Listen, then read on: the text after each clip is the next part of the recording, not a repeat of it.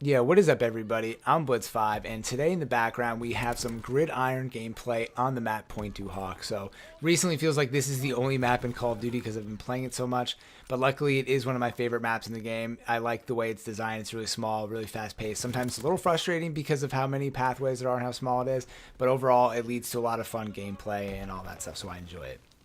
Anyways, just to quickly explain what this game type is, if you've never heard of it before, Gridiron is kind of like a neutral flag type game, or almost like Oddball from Halo 2, but basically you hold onto a ball, you can't shoot when you have it, and you have to bring it to the enemy score point, which is that red thing you see on the screen on the bottom there. If you take the ball and you throw it in their area, it's like a goal, like soccer style, you get 3 points, and if you run into it, you actually get 7 points.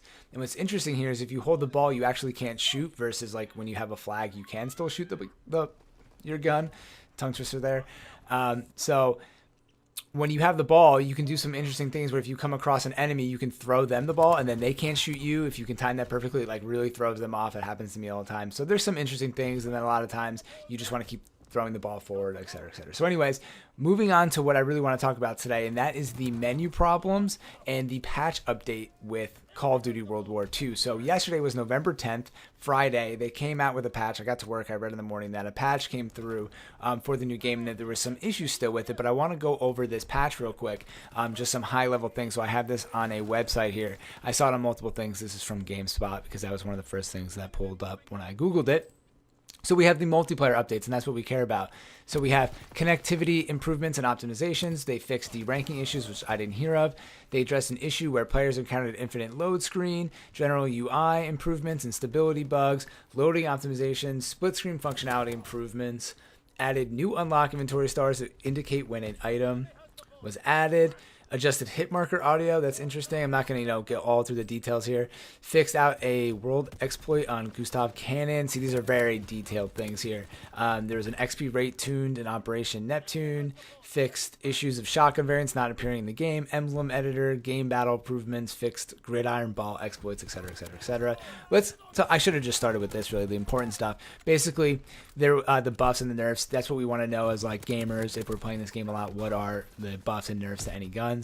So I've heard this at the bar, super OP. I haven't used it yet, but that got nerfs. So the bar rifle decreased fire rate and widened the hip fire spread, which is always a great way to nerf a rifle gun, like an infantry weapon, because some machine guns are supposed to be better at hip firing and infantry weapons are supposed to be better at shooting away. So decreasing the hip fire spread or widening the hip fire spread is nice. They nerfed the STG rifle, the FG42 rifle, and the machine pistol. So if you're using those weapons, the bar, the STG44, FG42, or the machine pistol, know that they got nerfed. Onto the buffs, they have the Walter toggle auction shotgun, damage increased at extremely close range. This is great because I was using the shotgun. It seemed super shitty, but then I ended up using it so much I prestiged it. So now it's even better. The Bren MLG got increased damage per shot, which is good. And then the MLG bipod, it speeds up ADS time aimed on sights when you're in the bipod stance. So that's all good. Then there's some Nazi zombie updates and some other stuff like that, but I'm mostly concerned with multiplayer updates. But what I heard what happened is when they did this, there was a lot of issues in the game where people couldn't get different games. People couldn't load in. They were getting disconnected all the time. So then they actually had to cancel the game battle portion of this update to bring stability back to the game. And something that I've been noticing since the game was released, and I'm sure everybody else is having this problem, at least on Xbox, I would at least imagine, because we've been having it since the game came out, is that we can't stay in the same lobby together with my friends after a game is finished. I mean, it seems like 1 out of every 5 games, maybe 6 games, will stay together, but literally after every single game, first of all, once we finish the game, it seems like the game is freezing. It takes forever to get back to the lobby, which I don't mind. More time in between games allows me to go take a piss, and a lot of times when you play Call of Duty, you don't even have time to go to the bathroom. But this is just getting to the point where I could be spending 5 minutes and the game's just frozen, and then we all have to quit out, rejoin. And then what's annoying about Call of Duty right now is that the headquarters lobby is always private, so you can't just quickly join somebody else's game. So then you have to send out invites again, do all this stuff, party up, search for a match to play one domination game to get kicked out right away. So it's really annoying when you have some kind of groove going. You just want to play a couple games in 3 hours.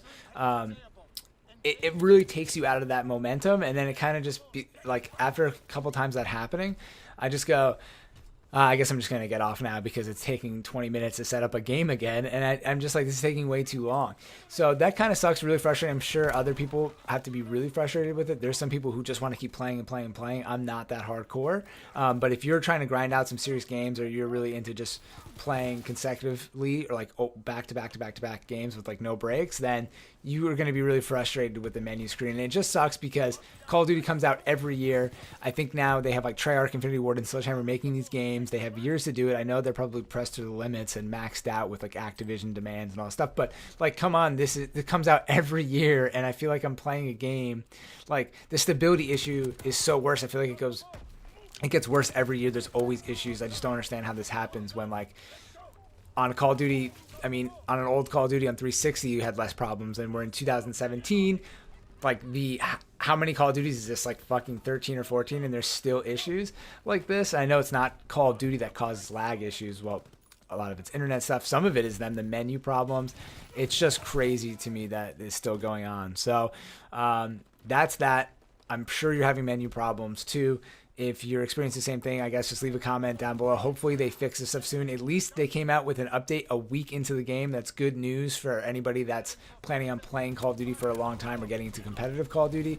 For them to keep the fan base interested, to have competitive gaming, to do game battles, MLG, to keep the fan base interested in 2017, they need to be doing like at least bi-weekly updates. Not even at least. I think bi-weekly updates at most is what they need to be doing. That's awesome if they can even manage doing bi-weekly updates. That's like what League of Legends, a lot of these companies do every 2 weeks or whatever. They'll come out with something, or every other week. Then the game will last if they keep buffing things and nerfing things, making improvements to the menu. When the games don't get updated and it seems like the developers doesn't care and all they want is money and microtransactions, and people just leave immediately. And that's what I think we've been seeing with a lot of these games. So if they can keep a community going, make the updates, fix these problems, I think they have a really great game going so far. A lot of people are enjoying it. I've played a lot, and hopefully they can keep continuing their success, and it will be a fun winter of Call of Duty. Hopefully it lasts past Christmas. That's really the testament. Everybody gets it in Christmas. We'll see where the game is at. If they don't make the changes, it's frustrating. There's too many issues. I think the game will die out, and it will be we'll be waiting for the next Call of Duty that comes out. So anyways, let me know what you guys think. First patch update, menu issues, all this stuff. We won this Gridiron match, 48 seconds left, depending on where it is in the video. I think I get the ball here and score, spoiler for the last thing. Anyways, I'm going to put it out, let the outro ride. As always, I'm Blitz5. Thank you all for watching, and peace out.